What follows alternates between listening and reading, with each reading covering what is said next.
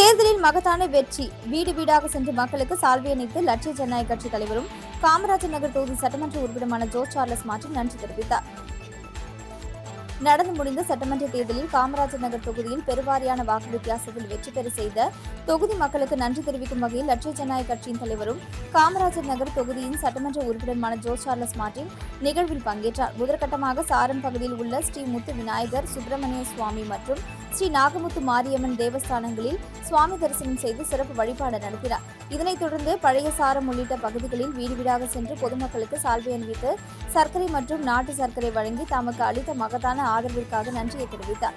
மேலும் மக்களை நேரில் சந்தித்து அவர்களின் குறைகளை கேட்டறிந்து அவற்றிற்கு விரைவாக நடவடிக்கை எடுக்கப்படும் என உறுதியளித்தார். இந்நிகழ்வில் முதலியார்பேட்டை தொகுதி சட்டமன்ற உறுப்பினர் ஜான்குமார், முன்னாள் சட்டமன்ற உறுப்பினர் ரிச்சர்ட் ஜான்குமார், லட்சிய ஜனநாயக கட்சியின் செயலாளர் ரவி ராஜாராம், காமராஜர் நகர் தொகுதி தலைவர் கோகுல் கண்ணன், ரெயின்போ நகர் தொகுதி பொறுப்பாளர் NR சுரேஷ் மற்றும் பூத் தலைவர்கள் சுகுமாரன், சுவாமிநாதன், கோபி, ரமேஷ், முருகானந்தம், அஜய், வரதராஜன் உள்ளிட்டோர் உடனிருந்தனர்.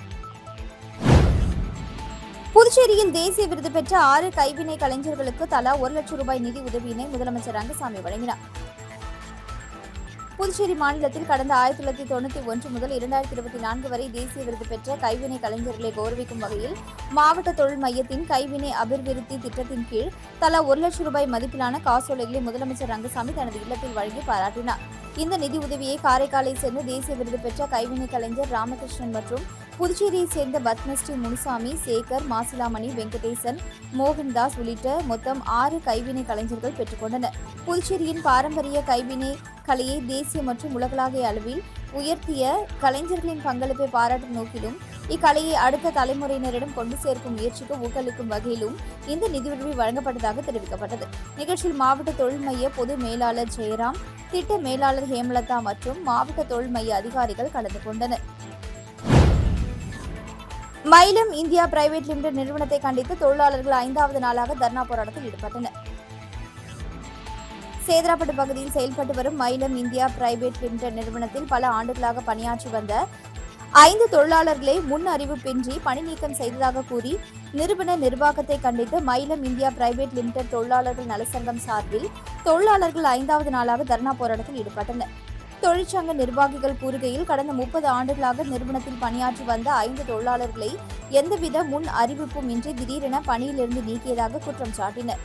இதனை கண்டித்து 50க்கும் மேற்பட்ட தொழிலாளர்கள் கடந்த 5 நாட்களாக தொடர் தர்ணா போராட்டத்தில் ஈடுபட்டு வருகின்றனர். மேலும் தொழிலாளர்கள் மீது பழிவாங்கும் நடவடிக்கையை நிர்வாகம் கைவிட வேண்டும் என்றும் பணி நீக்கம் செய்யப்பட்ட 5 தொழிலாளர்களின் குடும்ப நலன் மற்றும் அவர்கள் கடந்த 30 ஆண்டுகளாக நிறுவனத்தின் வளர்ச்சிக்காக ஆற்றிய பங்களிப்பை கருத்தில் கொண்டு அவர்களை மீண்டும் பணியில் அமர்த்த வேண்டும் என்றும் வலியுறுத்தினர். உச்சநீதிமன்ற உத்தரவின்படி தேசிய நெடுஞ்சாலைக்கு அருகில் உள்ள 9 மதுக்கடைகளை இடமாற்றம் செய்ய புதுச்சேரி கலால்துறை நோட்டீஸ் பிறப்பித்துள்ளது. புதுச்சேரி அரசின் கலால்துறை துணை ஆணையர் மேத்யூ பிரான்சிஸ் இதற்கான உத்தரவை பிறப்பித்துள்ளார். இந்திய தேசிய சாலைகள் ஆணையத்தின் புதுச்சேரி திட்ட செயலாக்க பிரிவு இத்துறைக்கு இது தொடர்பாக பரிந்துரைகளை அளித்துள்ளது. புதியதாக அமைக்கப்பட்ட 332 தேசிய நெடுஞ்சாலைகளை ஒட்டி பாகூர் கொம்யூனியன் பஞ்சாயத்திற்கு உட்பட்ட சோரியாங்குப்பம், குருவிநத்தம் ஆகிய பகுதிகளில் 9 மதுக்கடைகள் இயங்குகின்றன. இந்த கடைகள் புதியதாக அமைக்கப்பட்டுள்ள தேசிய நெடுஞ்சாலைகளில் பயணிகளின் போக்குவரத்திற்கும் பொதுமக்களின் நடமாட்டத்திற்கும் சாலை பாதுகாப்பிற்கும் இடையூறாக இருப்பதாக தெரிவிக்கப்பட்டுள்ளது. மேலும் உச்சநீதிமன்றம் மத்திய சாலை மற்றும் போக்குவரத்து அமைச்சகத்தின் வழிகாட்டுதல் அடிப்படையில் நடவடிக்கை எடுக்கவும் வேண்டுகோள் விடப்பட்டுள்ளது. அதன் அடிப்படையில் தேசிய நெடுஞ்சாலையில் தடை செய்யப்பட்ட தூரத்திற்கு அப்பால் இந்த 9 மதுக்கடைகளும் 1 மாதத்திற்குள் இடமாற்றம் அல்லது மறு ஒதுக்கீடு செய்யப்பட வேண்டும். தவறினால் புதுச்சேரி கலால் சட்டம் 1970 அடிப்படையில் இந்த கடைகளுக்கு அளிக்கப்பட்ட உரிமத்தை இடைநீக்கம் அல்லது ரத்து செய்யும் கடுமையான நடவடிக்கை மேற்கொள்ளப்படும் என்று அந்த உத்தரவில் கூறப்பட்டுள்ளது. பூர்ணாங்குப்பம் திரௌபதி அம்மன் ஆலயத்தில் நடைபெற்ற ஸ்ரீ திரௌபதி அம்மன் ஸ்ரீ அர்ஜுனன் திருக்கல்யாண வைபவ விழாவில் திரளான பக்தர்கள் பங்கேற்று சுவாமி தரிசனம் செய்தனர். மணவெளி தொகுதிக்குட்பட்ட பூர்ணாங்குப்பம் பகுதியில் எழுந்தருளியுள்ள ஸ்ரீ திரௌபதி அம்மன் ஆலயத்தில் நடைபெற்ற திருக்கல்யாண வைபவ விழாவில் நூற்றுக்கணக்கான பக்தர்கள் பங்கேற்று சுவாமி தரிசனம் செய்தனர். திருக்கல்யாணத்தை முன்னிட்டு காலை முதல் ஸ்ரீ திரௌபதி அம்மன் மற்றும் ஸ்ரீ அர்ஜுனன் சுவாமிக்கு ஆலயத்தில் பல்வேறு சிறப்பு பூஜைகள் நடைபெற்றன. இதனைத் தொடர்ந்து சர்வ அலங்காரத்துடன் திருமண கோலத்தில் காட்சியளித்த திரௌபதி மற்றும் ஸ்ரீ அர்ஜுனன் சுவாமிக்கு திருக்கல்யாணம் வெகு விமர்சையாக நடைபெற்றது. இதில் சுற்றுவட்டார பகுதியைச் சேர்ந்த கிராமத்திலிருந்து திரளான பக்தர்கள் கலந்து கொண்டு திருக்கல்யாணத்தை கண்டு ரசித்தனர். புதுச்சேரி தலைமை தேர்தல் அதிகாரிக்கு கூடுதல் பொறுப்பு வழங்கப்பட்டுள்ளது. புதுச்சேரி தலைமை தேர்தல் அதிகாரியாக இருப்பவர் ரவி பிரகாஷ். இவர் தற்பொழுது மகளிர் மற்றும் குழந்தைகள் மேம்பாட்டுத்துறை செயலராக கூடுதல் பொறுப்பில் நியமிக்கப்பட்டுள்ளார். துணைநிலை ஆளுநர் கைலாஷ்நாதனின் உத்தரவின்படி இதற்கான ஆணையை தலைமைச் செயலர் சரத் சவுகான் பிறப்பித்துள்ளார். திண்டிவனம் அருகே தேசிய நெடுஞ்சாலையில் நடந்த பயங்கர கார் விபத்தில் 2 பேர் சம்பவ இடத்திலேயே உயிரிழந்தனர். விருத்தாச்சலம் பகுதியைச் சேர்ந்த பாலமுருகன், விஜய் மற்றும் அவர்களது நண்பர்கள் 3 என மொத்தம் 5 பேர் சொந்த வேலைக்காக காரில் சென்னையை நோக்கி சென்று கொண்டிருந்தனர். அப்பொழுது திண்டிவனம் அருகே சாரம் பகுதியில் சென்றபொழுது பின்னால் அதிவேகமாக வந்த மற்றொரு கார் அவர்கள் பயணித்த கார் மீது மோதியது. இந்த மோதலின் தாக்கத்தில் பாலமுருகன் ஓட்டி வந்த கார் கட்டுப்பாட்டை இழந்து சாலையோரத்தில் இருந்த புளிய மரத்தில் மோதி விபத்துக்குள்ளானது. இந்த கோர விபத்தில் பாலமுருகன் மற்றும் விஜய் ஆகியோர் சம்பவ இடத்திலேயே உயிரிழந்தனர். மேலும் காரில் பயணித்த 3 படுகாயமடைந்தனர். தகவலறிந்து சம்பவ இடத்திற்கு விரைந்த ஒலக்கூர் போலீசார் காயமடைந்தவர்களை மீட்டு திண்டிவனம் அரசு பொது மருத்துவமனைக்கு சிகிச்சைக்காக அனுப்பி வைத்தனர். உயிரிழந்த 2 உடல்களும் பிரேத பரிசோதனைக்காக திண்டிவனம் அரசு பொது மருத்துவமனைக்கு அனுப்பி வைக்கப்பட்டன. இந்த விபத்து தொடர்பாக ஒலக்கூர் போலீசார் வழக்கு பதிவு செய்து விசாரணை மேற்கொண்டு வருகின்றனர். PPL 20 ஓவர் கிரிக்கெட் தொடர் தொடக்க ஆட்டத்தில் வில்லியனூர் மோகித் கிங்ஸ் அபார வெற்றி பெற்றது. Pondicherry premier league 20 over cricket தொடரின் 3வது சீசன் துத்திப்பட்டு சிகிம் மைதானத்தில் கோலாகலமாக தொடங்கியது. தொடக்க ஆட்டத்தில் வில்லியனூர் மோகித் கிங்ஸ் அணியும் மாகி ஸ்ட்ரைக்கர்ஸ் அணியும் மோதின. டாஸ் வென்ற மாகி ஸ்ட்ரைக்கர்ஸ் அணி முதலில் பந்து வீச்சை தேர்வு செய்தது. அதன்படி முதலில் பேட்டிங் செய்த வில்லியனூர் மோகித் கிங்ஸ் அணி 20 ஓவர்களில் 5 விக்கெட் இழப்பிற்கு 199 ரன்கள் குவித்தது. இதில் பிருத்திவிராஜன் கண்ணா அதிரடியாக விளையாடி 29 பந்துகளில் 66 ரன்களை எடுத்தார். 200 ரன்கள் என்ற வெற்றி இலக்குடன் களமிறங்கிய மாகி ஸ்ட்ரைக்கர்ஸ் அணி வில்லியனூர் அணியின் கட்டுக்கோப்பான பந்துவீச்சை சமாளிக்க முடியாமல் 20 ஓவர்களில் 7 விக்கெட் இழப்பிற்கு 149 ரன்கள் மட்டுமே எடுத்தது. இதன் மூலம் வில்லியனூர் மோகித் கிங்ஸ் அணி 50 ரன்கள் வித்தியாசத்தில் அபார வெற்றி பெற்றது. வெற்றிக்கு முக்கிய பங்காற்றிய ஆகாஷ் 45 ரன்கள் குவித்ததுடன் 3 விக்கெட்டுகளையும் கைப்பற்றி ஆட்டநாயகன் விருதை பெற்றார். தொடரின் அடுத்த லீக் ஆட்டங்கள் இன்று நடைபெறுகின்றது. தமிழகத்தில் திமுக ஆட்சி கட்டிலில் பலமுறை அமர காங்கிரஸ் தொண்டர்கள் உழைப்பதான் காரணம் என தமிழக அமைச்சர் ராஜேஷ்குமார் தெரிவித்துள்ளார். தமிழகத்தில் நடைபெறும் தாவேகா ஆட்சியில் காங்கிரஸ் கட்சி பங்கேற்றுள்ளது. காங்கிரஸை சேர்ந்த விஸ்வநாதன், ராஜேஷ்குமார் ஆகியோர் அமைச்சர்களாக உள்ளனர். இவர்கள் இன்று புதுவை மாநில காங்கிரஸ் கட்சி தலைமை அலுவலகத்திற்கு வந்தனர். அவர்களை மாநில காங்கிரஸ் தலைவர் MP வைத்தியலிங்கம் தலைமையில் காங்கிரசார் வரவேற்றனர்.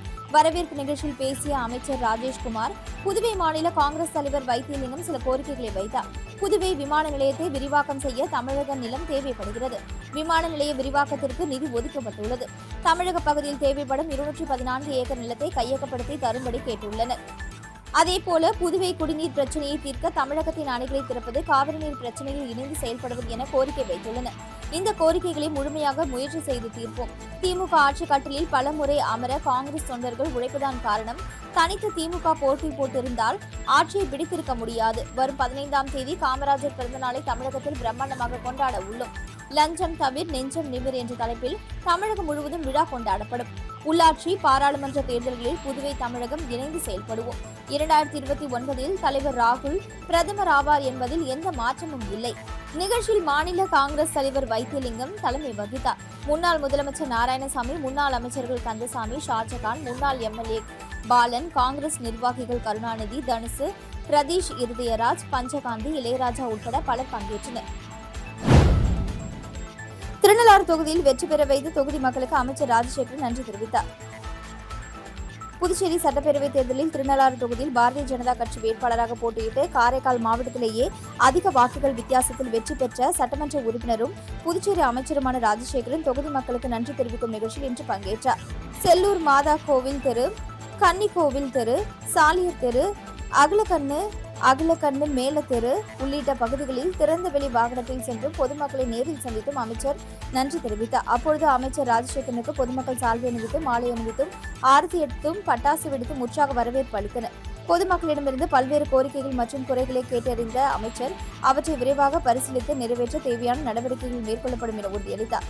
இந்த நன்றி தெரிவிக்கும் நிகழ்ச்சியில் கூட்டணி கட்சியின் நிர்வாகிகள், பாஜக நிர்வாகிகள், தொண்டர்கள் மற்றும் ஏராளமான பொதுமக்கள் கலந்து கொண்டனர். புதுச்சேரியில் மீனவர்களுக்கு நியமன MLA பதவி ஒதுக்க கோரி சமுதாய இயக்க தலைவர்கள் தொடர் போராட்டம் நடத்த ஆலோசனைக் கூட்டத்தில் முடிவு செய்யப்பட்டது. புதுச்சேரியில் 3வது பெரிய சமுதாயமாக உள்ள மீனவர்கள் தேர்தலில் போட்டியிட்டு சட்டமன்றத்திற்கு செல்ல முடியாத சமூகமாக இருப்பதை தெரிவித்து நியமன எம்எல்ஏ பதவி இச்சமுதாயத்தை சேர்ந்த ஒருவருக்கு ஒதுக்க வேண்டும் என கூறி கடந்த வாரம் மீனவம் காப்போம் அமைப்பின் தலைவர் செல்வா சுதேசி மில் அருகில் 3 நாள் உண்ணாவிரத போராட்டம் மேற்கொண்டார். இந்த உண்ணாவிரத போராட்டத்தை தொடர்ந்து அனைத்து கட்சி மீனவ தலைவர்கள், சமுதாய பஞ்சாயத்து மற்றும் இயக்க தலைவர்கள் நேற்று யூனிட்டி பார்க்கில் ஒன்று கூடி அடுத்த கட்ட நகர்வு குறித்து ஆலோசனை கூட்டம் நடத்தினார்கள். இக்கூட்டத்தில் மீனவர் ஒருவருக்கு நியமன எம்எல்ஏ பெறும் வரை தொடர் போராட்டம் நடத்துவது என முடிவு செய்து முதற்கட்டமாக புதுச்சேரியின் கவர்னரை நேரில் சந்தித்து மனு கொடுப்பது, சட்டமன்ற உறுப்பினர்களை சந்தித்து மனு கொடுப்பது, நியமன எம்எல்ஏவை கேட்டு மீனவர்கள் 100 பேருடன் டெல்லியில் சென்று போராட்டம் நடத்துவது என அனைத்து மீனவ கிராமங்களையும் ஒன்றிணைத்து மீன்பிடி வேலை நிறுத்தம் செய்வது என தொடர் போராட்டம் மேற்கொள்வது என ஏகமனதாக தீர்மானம் நிறைவேற்றப்பட்டது. இக்கூட்டத்தில் கனகச்செட்டிக்குளம் முதல் மூர்த்திக்குப்பம் வரையிலான மீனவ இயக்க தலைவர்கள், கிராம பஞ்சாயத்து நிர்வாகிகள், அனைத்து கட்சி நிர்வாகிகள் என 50க்கும் மேற்பட்டோர் கலந்து கொண்டனர்.